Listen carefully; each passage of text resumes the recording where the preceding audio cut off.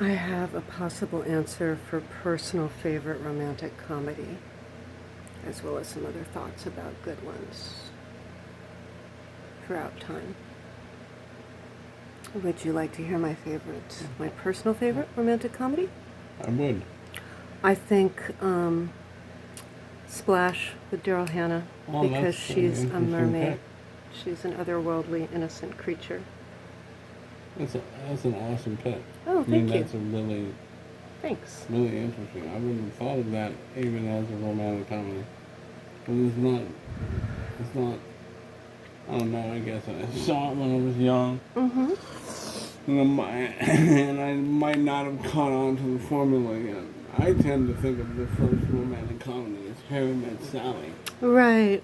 And I probably wouldn't pick that one because, although it's well written, Nora Ephron is always good. She's very capable. I'm not crazy about either of those protagonists. He's cynical and she's very uptight and conventional, but they do have a real friendship, and they challenge each other, and they're both great performers. And she knows how to fake an orgasm very nicely in a delicatessen. I genuinely dislike both of those actors now. Really? Really? You know, and I don't know if that's because I have changed. Mm-hmm. It probably is because I have changed. Mm-hmm. But back then, that was just adorable. Yeah. It was just adorable. I think I saw that in an age where I wasn't really picking favorites. I was just kind of, transitioning from being frustrated by having friends in high school who were very conventional and thought they were cool but weren't. Like, they tried to keep me from hanging out with this really interesting existentialist filmmaker kid who was a freshman in my high school. Who tried to come between us? Anna and Rebecca and Alyssa. Really? Yes, I'm sure Maya didn't, because Maya was like the Gandhi of our group, which It was is an completely act out of of place. discouragement? Well, just you told me that you came to talk to me one day at our usual spot on campus at UC Berkeley, and they said, "Come on, Jude, we have to go." Well, they always said that. Because every time the younger girls, yeah, that's true, but no, they probably changed the timing just to avoid you. They didn't want me to socialize with anyone but our little clique and anyone that they were. That was a big moment for me. That was walking into enemy territory. Really? Yeah, and fucking rocking it like a freshman god.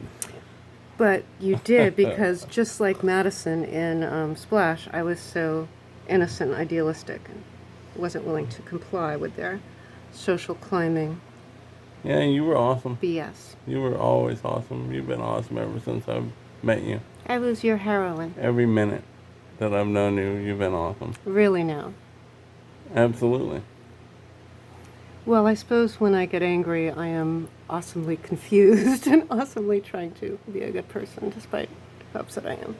You have very pretty We eyes. have some awesome salads here. Awesome we do have awesome salads. That's true. You know, I look like an old Florida monster now. Well, in that hat. Anyone would in that hat. Hey, baby things.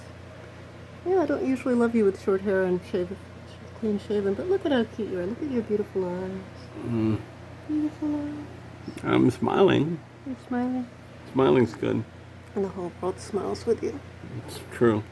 Let's pause, baby. Okay, so rom-coms. What's next? The Princess Bride is objectively great. And a rom-com. And a rom-com. I wouldn't Pause. have thought of that. I'm pausing. Don't pause now. We're just getting going. Okay. I Pause thought you wanted to be when we more pause. professional. Yeah, well, I don't want long pauses. Speaking of professionals, You know, Pretty from fun Pretty Woman can't be ignored. but, I mean, come on. What? So, comedy? Yeah. Well, Yes, because she tries to shop and some mean ladies don't let her. And because he offers her an expensive necklace, and when she reaches for it, he slams it shut. And because when she leaves the opera, she says, "It was so good I almost peed my pants." So, was Cheers a romantic comedy?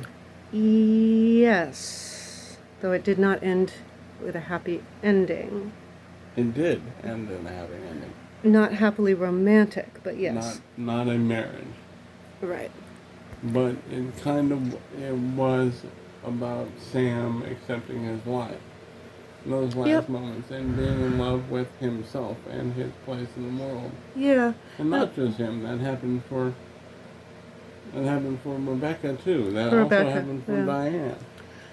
Do we really know what becomes of Diane, or just that she Well, realizes we that didn't she and follow her Sam to are... the end, but Yeah. we also didn't follow Rebecca to the end. Well, she gives up on her tendency to impulsively idealize, criticize, and idealize things by realizing that, she and Sam have a great love for each other, but they're not meant to live, to have a life together.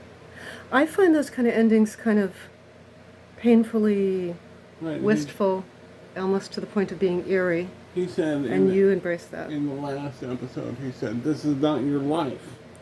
When he was talking to all the people that he hung out with. Right. Norm also had a moment there at the end. Well, see, I mean, the ideal way to live is to have the perfect partner, the perfect career, the perfect family, and the perfect group of friends. And maybe be part of the perfect culture or community. To have all of those things is what most people want. Right, and that last moment had that connection with Coach also. And it was very loving.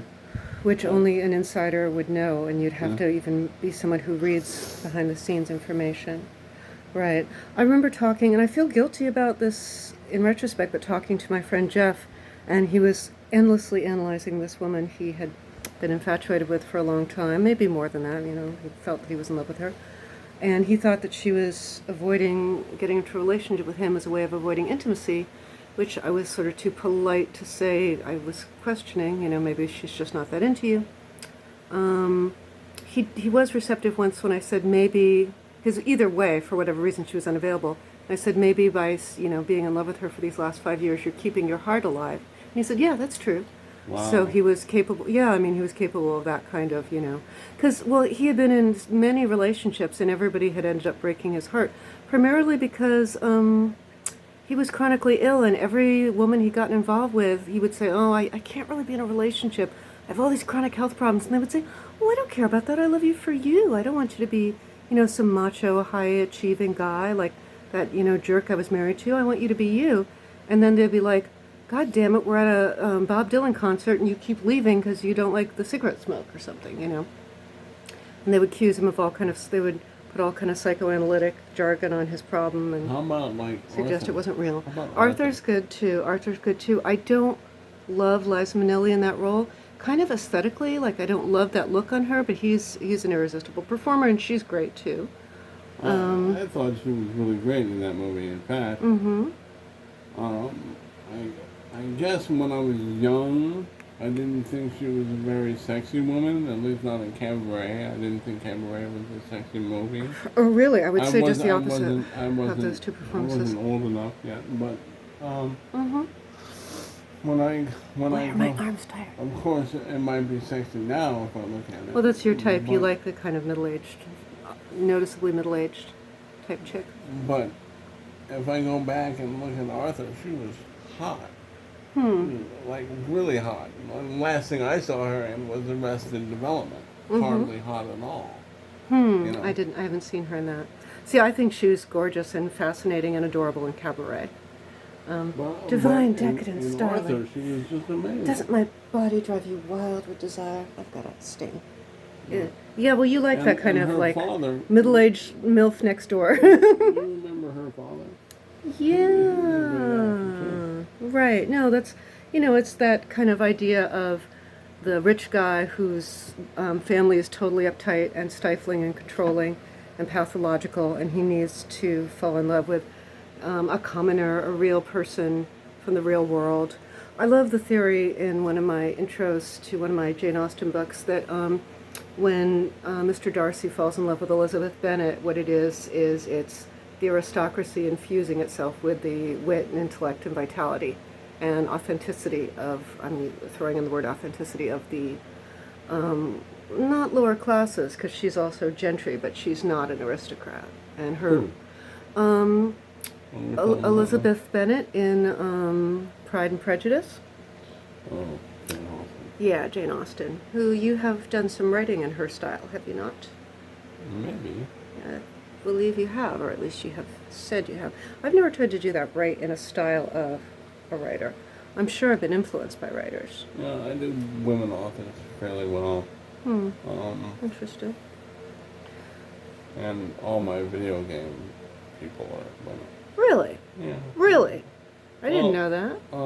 I think I knew one of them was, or a few of them were. Well, yeah, it's because my name defaults to a woman's profile, and I just stick with it. So you use ID when you... Or, yeah, or whatever. Either Whatever way. it is, it always ends up that way. Huh. Do guys hit on you? Yep. So, Do you have fun with that? yep. I bet you do. Sure.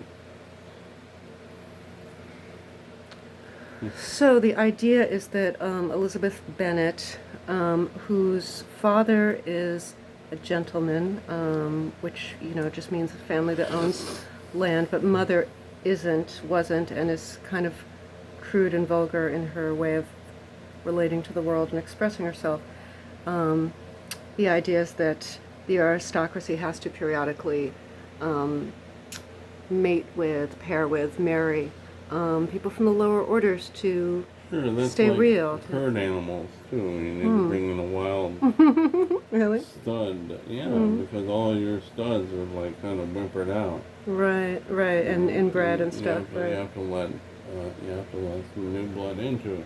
Do you think my late husband Claudio's brother Miguel's good friend, I guess best friend, was once upon a time Prince Charles, is an example of inbreeding, or is he much maligned? If so, maligned by Miguel himself, I think.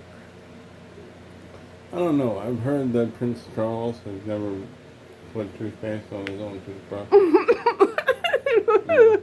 How was he able to carry on an extramarital affair? Well, you could, have your butler with you at all time, your valet.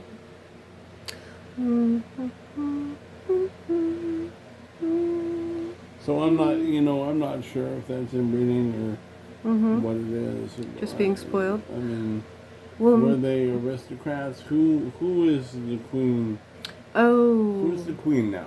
Do we have a Queen Mary? Yeah, supposedly Prince Philip is from a German family that's not really that Who's Prince Philip? royal. That's the queen's husband. But speaking of infusions of wild DNA, I was thinking that my kitty Mia is really dumb. Mia, Lauren, Cleopatra, Steiner, Hall, Shadows, kitty. Because she's like got no sense of how to meld with a human and like coexist with a human. But now I see her as having wild intelligence, because she's like a conquistador and an explorer, and she's like, I want to go here, I want to go there, I want to go everywhere, I want to escape. As she was, and now she's 93, and she's like, this sucks, I'm elderly, and I don't want to be elderly, and it sucks, and I want to go everywhere, and I can't see. Mommy, this sucks. I am not content. This sucks. I'm like, sweetie, you could just relax and get on my lap. No, I have to go everywhere and do everything. This sucks. This sucks. Well, you know that she almost took my eye out. She walked right across my face, and her back claw just went.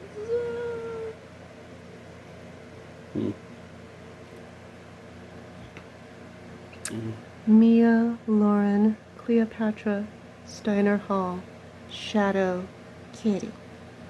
The first